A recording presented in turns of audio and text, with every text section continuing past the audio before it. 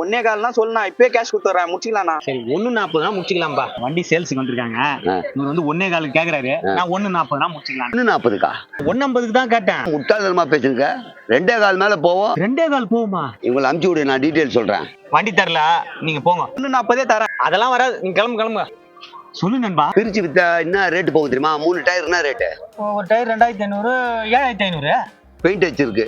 பாடி என்ன ரேட் வரும்? ஒரு 10 ரூபாய்க்கு அடிச்சேன். அண்டர் சேஸ் அது ஒரு 2 ரூபாய். இன்ஜினு 15,000க்கு இப்பதான் நான் வேலை பார்த்தேன். யோசனை பண்ணி பாரு. ஒன்னு பிரிச்சு வித்தனா சரியான ரேட் போகும். நான் சொன்னதே கம்மி, 2.25, 3.5 கூட போகும். மெக்கானிக் மாணிக்கண்ணே, நாளைக்கு ஷெட்டுக்கு வண்டி எடுத்துட்டு வரேண்ணே. பிரிச்சு குத்துறேண்ணே, நான் வித்துற போறேன். என்னது? சரி வைண்ணே.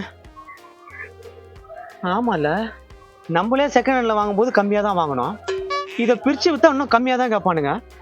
அப்போ 75,000க்கு தான் போவோம். அட பாவி.